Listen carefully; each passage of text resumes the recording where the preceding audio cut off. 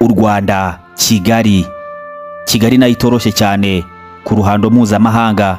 Nta munyamahanga n'umwe wigeze uza muri Kigali ngo ataha atahirahiriye ku isuku yaho, ndetse nta n'umunyamahanga wigeze uza muri Kigali byibuze ngo ataha atamenye agace bita Nyamirambo, cyane cyane agace bahariye amaresitora hazwi nko mu Marange. Aha hose wakwibaza uti ese kano gace kitwa Nyamirambo kubera iki kiswe Nyamirambo? Uyu munsi nicyo kiganiro tugiye gukora, ngiye kubagezaho. Ngiye mugiye kubana ni Kubwimana Jean Claude, ubundi nkabasobanurira impamvu kano gace kiswe Nyamirambo.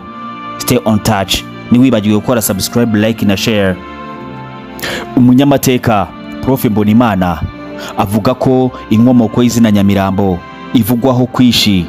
Ati hari abavuga ko Nyamirambo ryaturutse ku mirambo y'abantu baguye mu gitero cy'Abanyoro bari baturutse muri Uganda bagatera u Rwanda, hanyuma hakaza kuneshwa bagasubira inyuma birukanka. Amateka avuga ko haguye abantu benshi muri aka gace, ugasanga huzuye imirambo.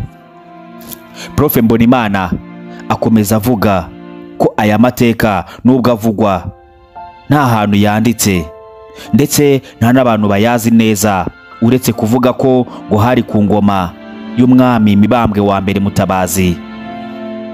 Akomeza agira ati burya amateka atarasigasiwe, ndetse ngo n'abanditsi batandukanye bamenye uwo bayabaza, akenshi nta shingira bafite.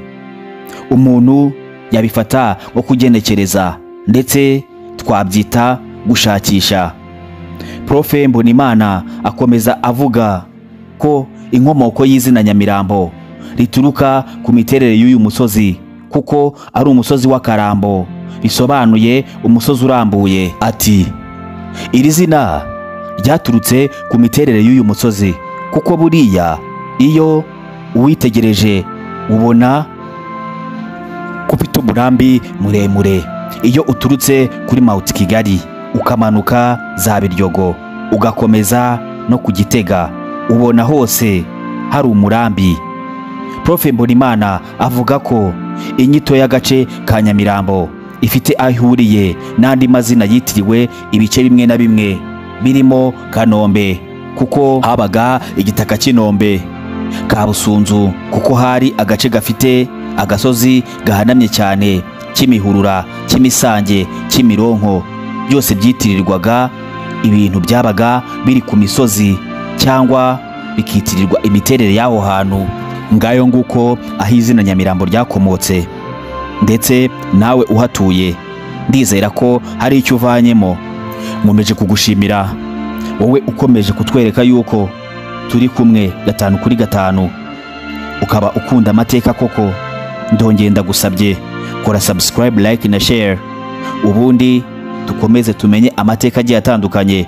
Ubutaha nzabaganiriza kusigamigani, ngende mbabwira n'ibindi bintu bigiye bitandukanye by'amateka yaranze u Rwanda ndetse n'utundi duce. Stay on touch, ndabakunda.